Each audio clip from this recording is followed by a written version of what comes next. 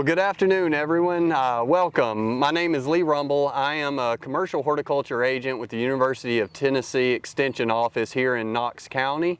I am also an ISA certified arborist, and I have with me today.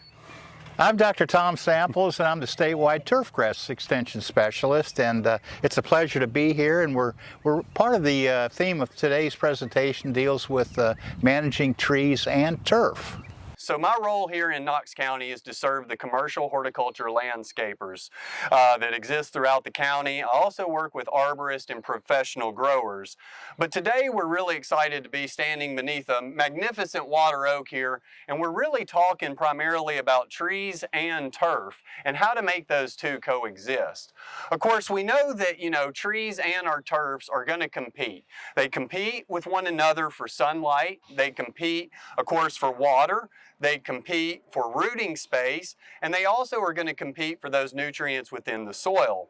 Now, for most of our turf grasses, the most limiting factors that we're going to see in that are going to be for obviously sunlight as well as water. Those are what are going to really impact the performance of our turf grasses beneath the canopy of a mature tree.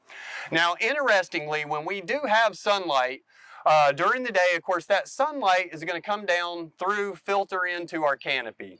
That canopy is going to certainly absorb a lot of that sunlight, but that's not the only option. Some of that sunlight will be reflected back into the atmosphere, and lastly, of course, some of that sunlight is going to be transmitted through the canopy down to the actual plants that exist below that tree. Now, the challenge with that is the sunlight that does make it throughout the lower canopy and into our plants on the ground, be it turf grasses or ornamental shrubs, is that this is indirect light.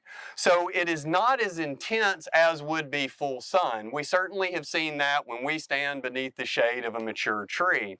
Now, the other challenge is that a lot of the light that does actually make it down to our turf grasses beneath trees may not be of the wavelength that we actually want them to be for adequate turf grass growth. So how do we get the two to coexist? Well, certainly if you're a turf grass manager and you're starting a new landscape, that is ideal. We can choose species that have high light transmittance through their canopy. Think in terms of locust, black locust, honey locust, some of our columnar types of trees such as slender silhouette sweet gums, or trees like ginkgos that have long spreading branches that aren't full of foliage all year round. So that is one way. Now, choosing those species over certainly mature oaks or even sugar maples, we've all seen a sugar maple that was just a cast of shade underneath on that turf grass. Those are nearly impossible to get turf grasses to grow under. So having high transmittance of light through those canopy can be very beneficial. But that's just not the reality. We don't always get to start from scratch. Oftentimes we inherit some issues. So if we have a mature tree that we know has cast a tremendous amount of shade onto our turf grass, we have a couple of options. First, I would encourage crown thinning, and that's where we go throughout this crown. We're certainly going to remove dead limbs, but more importantly, we're going to take away some of this live foliage. In essence, we're going to create a canopy that is a little bit lighter, has little pockets for air and winds to blow through that through the canopy itself. And of course, as a secondary benefit, we're going to get some of this kind of salt and pepper sunlight down to those lower turf grasses. Now, that's extremely beneficial. So crown thinning is one option. Another way is also we can do crown raising. So we can elevate the lower canopy slightly. Now on this water oak, in some areas we have 10 or 15 feet of elevation. In other areas, we're down around 3 or 4 feet. Now, I do want to caution you, though, that we have to be careful on crown elevation. General rule of thumb is that we never want to elevate that canopy more than 1/3 of the height of the total tall tree.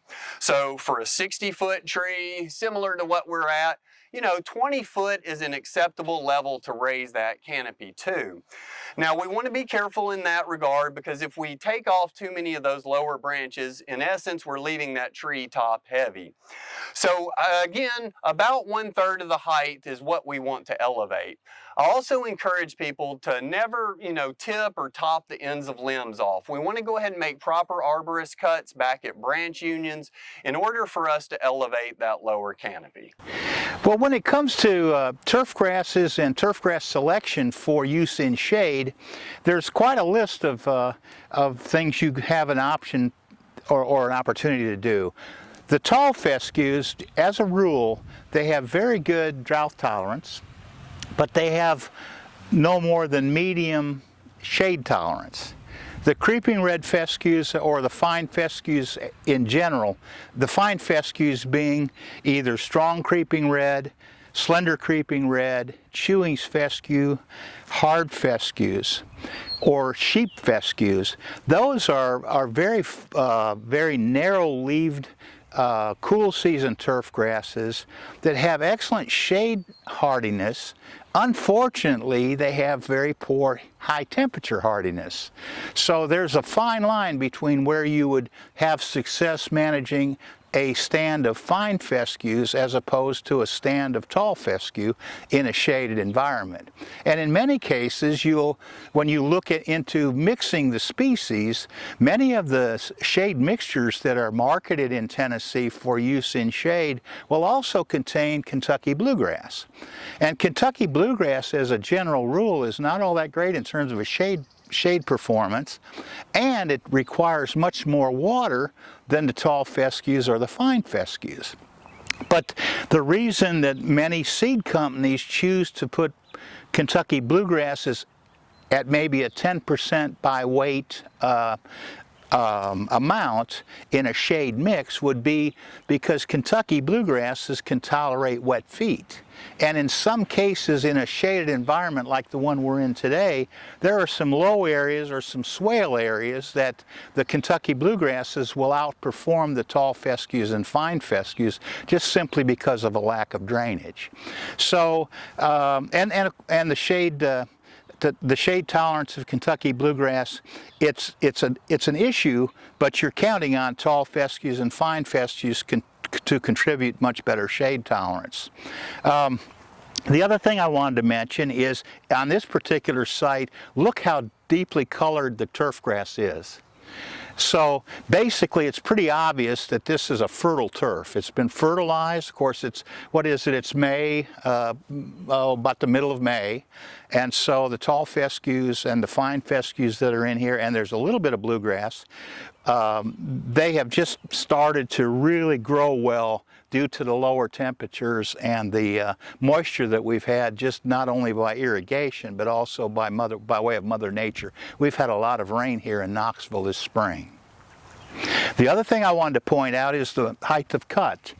Generally, when you're managing shaded turfs, you want to consider elevating the height of cut, because that tends to allow for a greater amount of shoot area to intercept the incoming sunlight that is very limited in most cases, whether that's limited by the fact that the shade it's a moving shade where it's heavily shaded. The landscape is either heavily shaded in the morning or in the afternoon, or in this case, as we approach the crown of this tree, basically much of this area is shaded most of the day.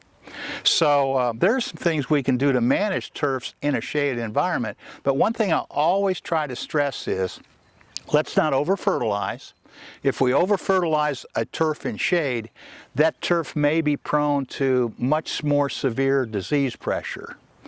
So with that said, the other thing that we have to be careful of is, and Lee mentioned this earlier, the value of airflow across a turf in a shaded environment. Shade is one thing, limited light, of course, is a major issue, but the fact that the tree roots are competing with turf grass roots for moisture, that the shaded environment can be quite dry as far as the turf grass is concerned. So it's important to try to maximize the rooting depth of the turf grass in shade.